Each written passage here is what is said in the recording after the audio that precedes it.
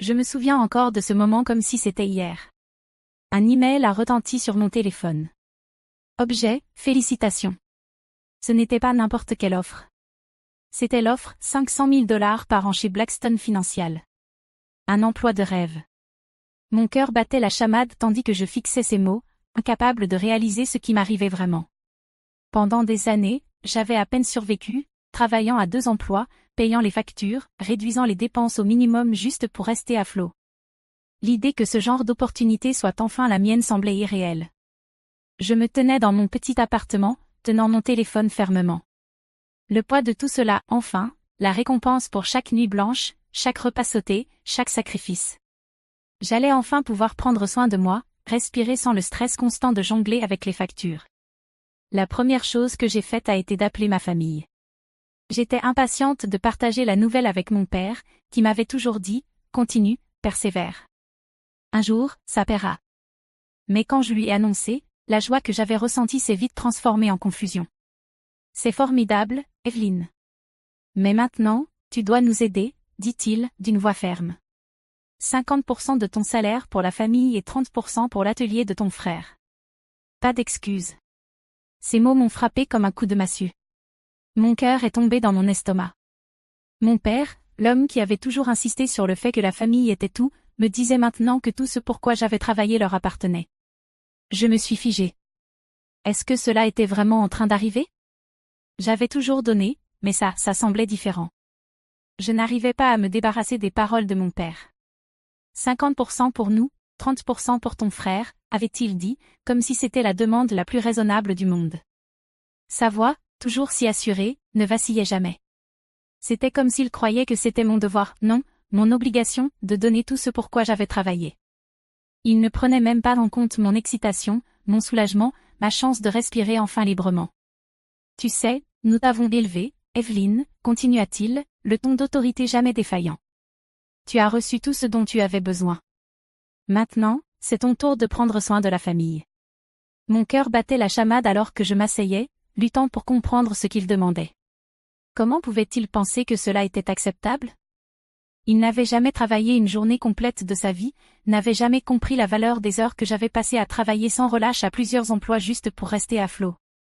J'avais passé des années à les soutenir, payant des factures que je n'aurais pas dû payer. Et maintenant, voilà sa réponse à mon succès. Je voulais crier. Je voulais lui dire que j'avais mérité cela, que ma vie m'appartenait désormais. Mais quand je l'ai regardé, son visage buriné, ses yeux fatigués, j'ai senti le poids familier de l'obligation qui m'avait toujours tenu en respect. Après tout, c'était mon père. Mon esprit s'emballait, mais tout ce que j'ai pu articuler fut un « je ne peux pas te donner autant, papa », forcé. Il n'a pas hésité. Tu t'en sortiras. Tu n'as pas besoin de vivre avec si peu. Ce qui compte, c'est la famille. L'atelier de ton frère a des difficultés, et nous avons besoin de soutien. Nous t'avons élevé. Nous t'avons donné un toit.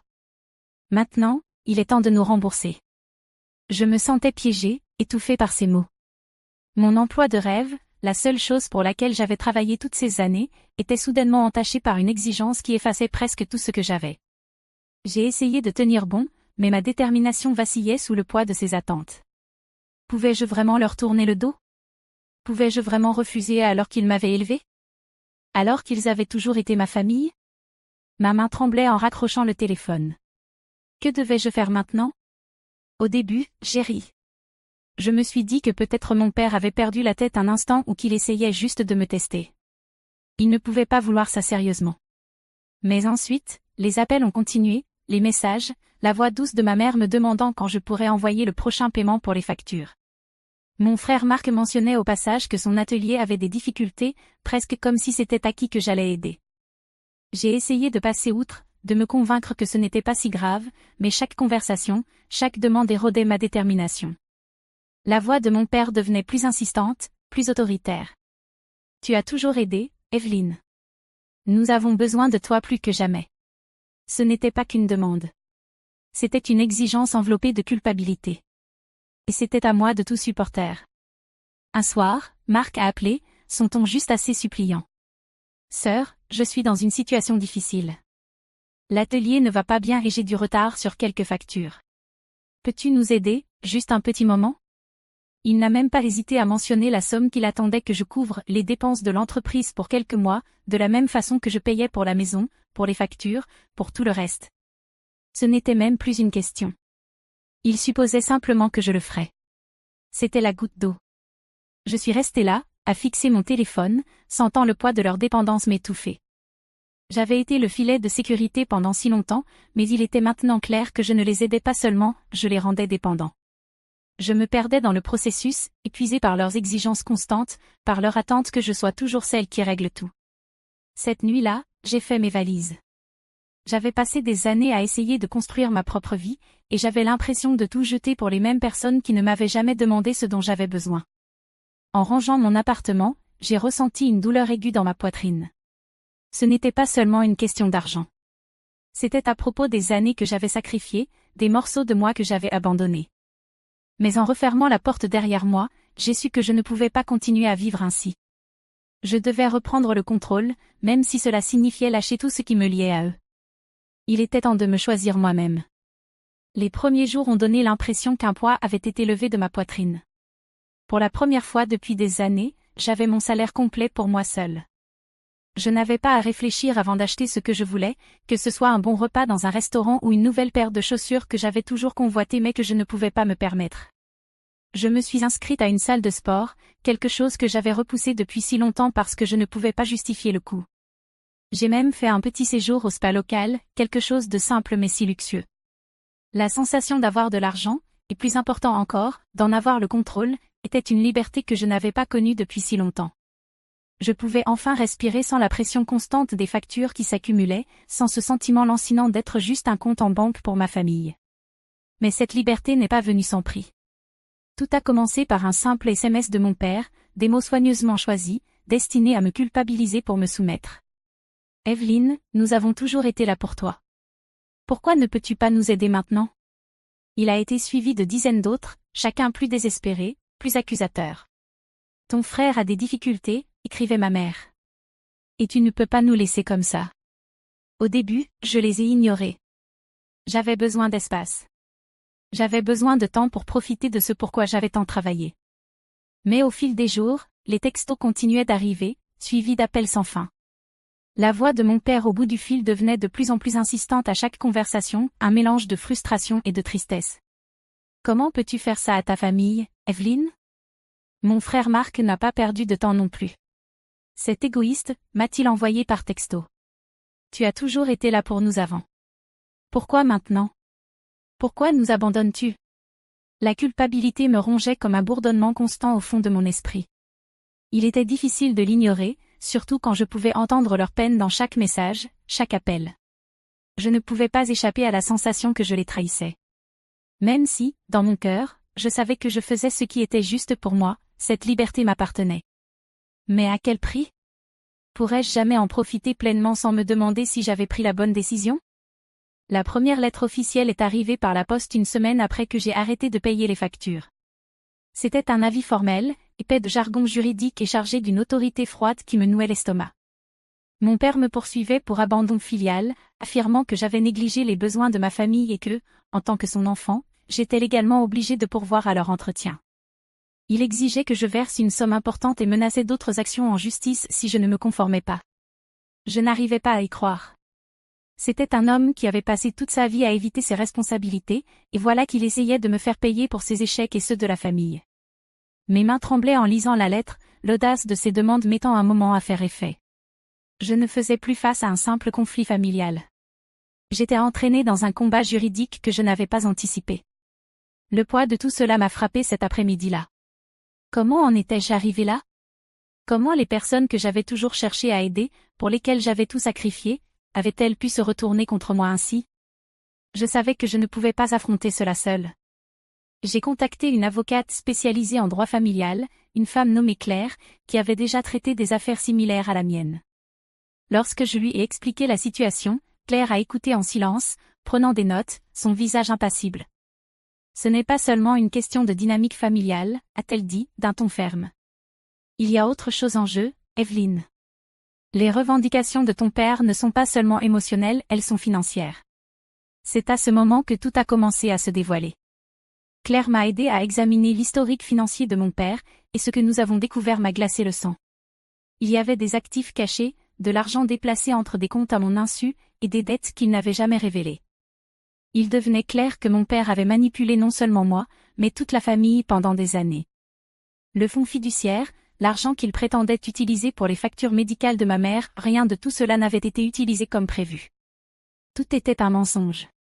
J'étais furieuse. Mais en même temps, un poids s'est envolé. Je n'étais pas seulement lésée par un membre de ma famille. J'étais trompée par un homme qui avait caché la vérité à nous tous. C'était plus grave que je ne le pensais, et je n'étais plus seulement en train de me défendre. Je me préparais à riposter. Je ne m'y attendais pas, mais plus Claire et moi creusions, plus le réseau de mensonges s'épaississait. Nous avons examiné tous les documents financiers que nous pouvions trouver, relevés bancaires, déclarations fiscales, anciens dossiers, tout ce qui pouvait nous donner un aperçu de la vérité. Et puis nous l'avons trouvé, une enveloppe poussiéreuse et jaunie, cachée au fond d'un des anciens classeurs de ma mère. Elle était étiquetée de son écriture, fonds fiduciaire, frais médicaux. Mon cœur a raté un battement en ouvrant l'enveloppe, mes mains tremblantes. À l'intérieur se trouvait un document détaillant un fonds fiduciaire que ma grand-mère avait mis en place pour ma mère, destiné à couvrir les frais médicaux, 250 000 $. Il était censé aider au traitement de ma mère après son diagnostic de cancer, pour offrir un coussin pour ces derniers mois. Mais en parcourant le document, quelque chose n'allait pas. Le fiduciaire, mon père, avait signé un document dissolvant le fonds 3 jours seulement après les funérailles de ma mère. L'argent, au lieu d'être utilisé pour soulager ses souffrances ou payer les factures médicales, avait disparu dans la nature. Je l'ai relu, espérant me tromper, mais ce n'était pas le cas. Il avait utilisé cet argent à ses propres fins, pour ses entreprises, tandis que nous luttions pour joindre les deux bouts. L'argent même qui aurait pu alléger tant de fardeaux que j'avais portés pendant des années, disparut. La réalité m'a frappé comme un coup dans l'estomac. Mon père, l'homme que j'avais respecté, n'était rien d'autre qu'un menteur, un homme poussé par sa propre cupidité, caché derrière l'illusion de se soucier de sa famille.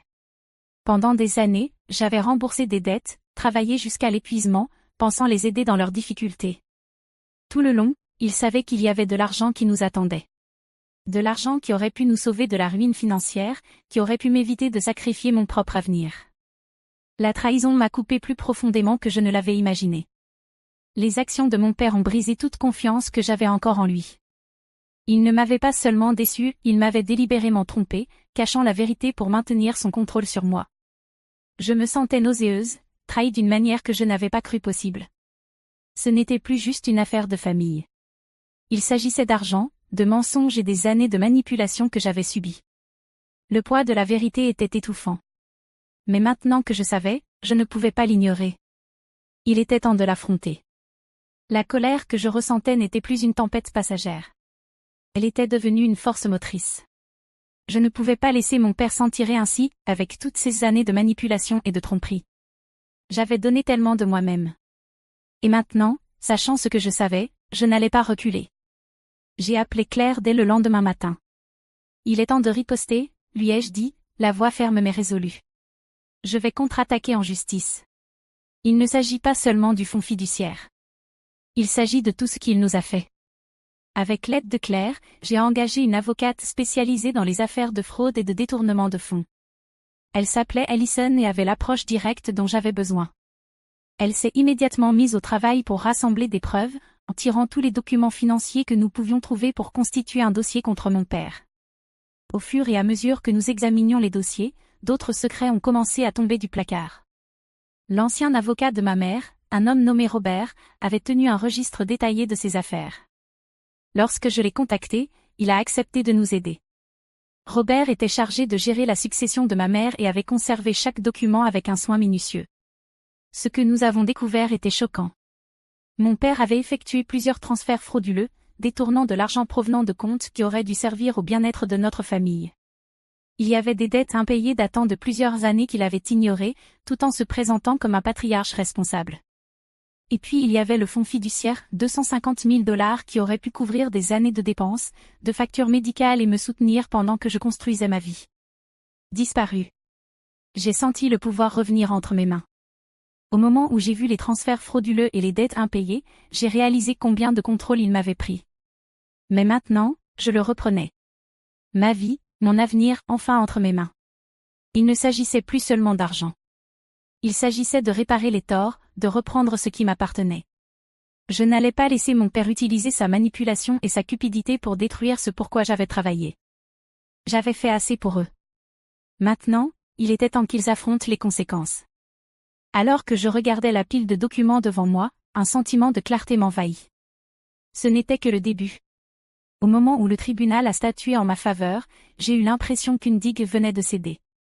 Le monde soigneusement construit de mensonges et de manipulations de mon père commença à se défaire morceau par morceau.